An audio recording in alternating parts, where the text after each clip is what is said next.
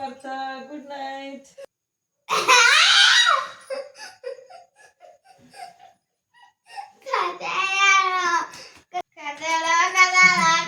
Okay okay okay, ಕತೆ ಹೇಳ್ಬೇಕಾ? ಯಾವ ಕತೆ ಹೇಳಿ? ಅಜ್ಜನ ಕತೆಗಳಲ್ಲಿ ನಿನ್ನೆ ದರ್ಜಿ ಕತೆ ಕೇಳಿಸ್ಕೊಂಡಲ್ಲ, ಇವತ್ತು ಅಜ್ಜ ಯಾವ ಕತೆ ಹೇಳ್ತಾನೆ? ಅಕ್ಬರ್ ಬೀರ್ಬಲ್ ಕತೆ ಹೇಳೋಣ. ಅಜ್ಜ ಹೇಳಿದ ಕತೆನಾ? ಈಗ ಅಕ್ಬರ್ನ ಆಸ್ಥಾನದಲ್ಲಿ ಬೀರ್ಬಲ್ ಅಂತ ಒಬ್ಬ ಮಂತ್ರಿ ಇದ್ದ, ಅದು ಗೊತ್ತಲ್ಲ? ಇವತ್ತೇನ್ ಮಾಡ್ತಾನೆ ಬೀರ್ಬಲ್ ಅಕ್ಬರ್ ಅಂತ ನೋಡೋಣವಾ? ಅಕ್ಬರ್ನ ಆಸ್ಥಾನಕ್ಕೆ ಒಂದ್ಸಲ ಒಬ್ಬ ಮಹಾನ್ ಪಂಡಿತ ಬರ್ತಾನೆ. ಬಂದ್ಬಿಟ್ಟು, ನಾನೊಬ್ಬ ಮಹಾನ್ ಪಂಡಿತ, ನಾನು ಎಲ್ಲ ಭಾಷೆಯಲ್ಲೂ ಪಾಂಡಿತ್ಯ ಪಡೆದಿದ್ದೀನಿ. ನೀವು ಯಾವ ಭಾಷೆಯಲ್ಲನ ಕೇಳ್ರಿ, ಏನಾದರೂ ಕೇಳ್ರಿ, ನಾನು ಹೆಂಗೆ ಉತ್ತರ ಕೊಡ್ತೀನಿ ನೋಡ್ರಿ. ನಿಮ್ಮ ಮಂತ್ರಿಗಳೆಲ್ಲ ಸೇರ್ಕೊಂಡು ಏನಾದರೂ ಪ್ರಶ್ನೆ ಕೇಳ್ಬೋದು ನನಗೆ. ನಾನು ಎಲ್ಲ ಭಾಷೆಯಲ್ಲೂ ಪಾಂಡಿತ್ಯ ಪಡ್ಕೊಂಡಿದ್ದೀನಿ. ಎಲ್ಲ ಕೇಳಿದಾದ್ಮೇಲೆ ಒಂದು ಷರತ್ತೇನೆಂದರೆ, ನಾನು ಅಷ್ಟು ಭಾಷೆ ಮಾತಾಡಿದಾದ್ಮೇಲೆ ನನ್ನ ಮಾತೃಭಾಷೆ ಯಾವುದು ಅಂತ ನೀವು ಕಂಡುಹಿಡಿಬೇಕು ಅಂತ ಹೇಳ್ತಾನೆ ಆ ಪಂಡಿತ. ನಾವೆಲ್ಲರಿಗೂ ಕೆಲವು ಪ್ರಶ್ನೆಗಳು ಕೇಳ್ತಾರೆ ಮಂತ್ರಿಗಳು. ಕೆಲವರು ತೆಲುಗಲ್ಲಿ, ಕೆಲವರು ತಮಿಳಲ್ಲಿ, ಕೆಲವರು ಹಿಂದಿಯಲ್ಲಿ, ಎಲ್ಲ ಭಾಷೆಯಲ್ಲೂ, ಕನ್ನಡದಲ್ಲಿ, ಎಲ್ಲ ಭಾಷೆಯಲ್ಲೂ ಪ್ರಶ್ನೆ ಕೇಳ್ತಾರೆ. ಎಲ್ಲರಿಗೂ ಸರಿಯಾಗಿ ಉತ್ತರ ಕೊಡ್ತಾನೆ. ಅದು ಲೀಲಾಜಾಲವಾಗಿ, ಹೇಗೆ ಲೀಲಾಜಾಲವಾಗಿ ಪ್ರಶ್ನೆಗೆ ಉತ್ತರಗಳನ್ನ ಕೊಡ್ತಾನೆ.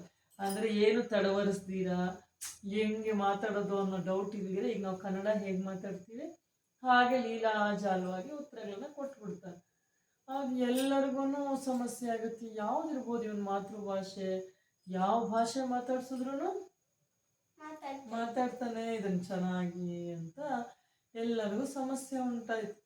ಆಗ ಅಕ್ಬರ್ ಕೇಳ್ದ, ಏನಪ್ಪ ಬೀರ್ಬಲ್, ನೀನೇನಂತೀಯ ಇದಕ್ಕೆ ಅಂದ. ಆಗ ಬೀರ್ಬಲ್ನು ಏನು ಹೇಳಲ್ಲ. ಮಹಾಸ್ವಾಮಿ, ಇವತ್ತು ಅವ್ರ ಪಂಡಿತರು ಬೇರೆ ಊರಿಂದ ಬಂದು ತುಂಬ ದಣಿದಿದ್ದಾರೆ. ಅವ್ರನ್ನಿವತ್ತೇನು ಮಾಡೋಣ, ನಾವು ಇವತ್ತೊಂದಿನ ಅವ್ರು ಆರಾಮಾಗಿ ನಮ್ಮ ಆಸ್ಥಾನದಲ್ಲಿ ವಿಶ್ರಾಂತಿ ತಗೊಳ್ಳಿ. ವಿಶ್ರಾಂತಿ ತಗೊಂಡಾದ್ಮೇಲೆ ಸ್ವಲ್ಪ ಎಲ್ಲ ಸುಧಾರಿಸ್ಕೊಂಡು ನಾಳೆ ನಾವು ಇದ್ರ ಬಗ್ಗೆ ಮಾತಾಡೋಣ. ನಾಳೆ ನಾನು ಇವ್ರ ಮಾತೃಭಾಷೆ ಯಾವುದು ಅಂತ ಹೇಳಕ್ ಪ್ರಯತ್ನ ಮಾಡ್ತೀನಿ ಅಂತ ಹೇಳ್ತಾರೆ. ಆಗ ಇದರಿಂದ ಏನೋ ಗುಟ್ಟಿದೆ, ಬೀರ್ಬಲ್ ಏನೋ ಐಡಿಯಾ ಮಾಡಿರ್ತಾನೆ ಅನ್ನೋದು ಅಕ್ಬರ್ಗೆ ಗೊತ್ತಾಗಿತ್ತು. ಆವಾಗ ಹೌದು, ಹೌದಲ್ವಾ, ಸರಿ ಸರಿ ಪಂಡಿತರು, ನಿಜ, ನೀವೆಷ್ಟು ದೂರದಿಂದ ಬಂದಿದ್ದೀರಾ, ಬನ್ನಿ ಇವತ್ತು ನೀವು ನಮ್ಮ ಆಸ್ಥಾನದಲ್ಲಿ ಆರಾಮಾಗಿ ವಿಶ್ರಾಂತಿ ಪಡೀರಿ, ರೆಸ್ಟ್ ಮಾಡಿ, ನಾಳೆ ಇದ್ರ ಬಗ್ಗೆ ಮಾತಾಡೋಣ.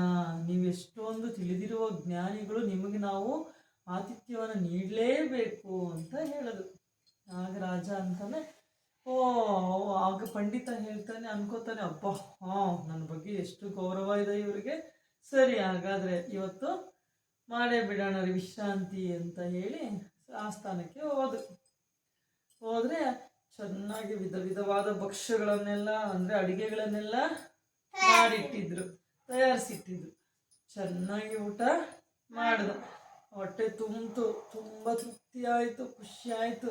ಈಗೇನಾಯಿತು, ಬೀರ್ಬಲ್ ಹೇಳಿದ್ದ, ಚೆನ್ನಾಗಿ ಊಟ ಮಾಡಿಸ್ರಿ, ಅವನಿಗೆ ಒಳ್ಳೆ ಒಂದು ಮಂಚವನ್ನು ರೆಡಿ ಸಿದ್ಧ ಮಾಡಿ ಇಡ್ರಿ ಅಂತ. ಈಗ ಆರಾಮಾಗಿ ನಿದ್ದೆ ಬಂತು ಪಂಡಿತರಿಗೆ. ಹೋಗ್ಬಿಟ್ಟು ಆರಾಮಾಗಿ ಮಲ್ಕೊಂಡಾದ್ಮೇಲೆ ಫುಲ್ಲು ನಿದ್ದೆಗೆ ಜಾರಿದ್ರು, ಫುಲ್ಲು ಗೊರಕೆಯನ್ನು ಹೊಡೆಯೋಕ್ಕೆ ಶುರು ಮಾಡಿದ್ರು. ಅದು ಇದೇ ಸಮಯಕ್ಕಾಗಿ ಬೀರ್ಬಲ್ ಕಾಯ್ತಾ ಇದ್ದ. ಹೋಗ್ಬಿಟ್ಟು ಒಂದು ಹಕ್ಕಿದ ಪುಕ್ಕ ಎತ್ಕೊಂಡು ಹೋಗ್ಬಿಟ್ಟು ನಿದ್ದೆ ಮಾಡ್ತಾ ಇದ್ರೆ ಹೋಗ್ಬಿಟ್ಟು ಮೆಲ್ಲಿ ಹಿಂಗಂದ. ಆಗ ಅವನ ಅಂತ ಇನ್ನೊಂದು ಕಡೆ ತಿರ್ಕೊಂಡು ಆಗ ಮತ್ತೆ ಇನ್ನೊಂದು ಕಡೆ ಹೋಗ್ಬಿಟ್ಟು ಮತ್ತೆ ಅಕ್ಕಿ ಪುಕ್ಕ ಮಾಡ್ದ.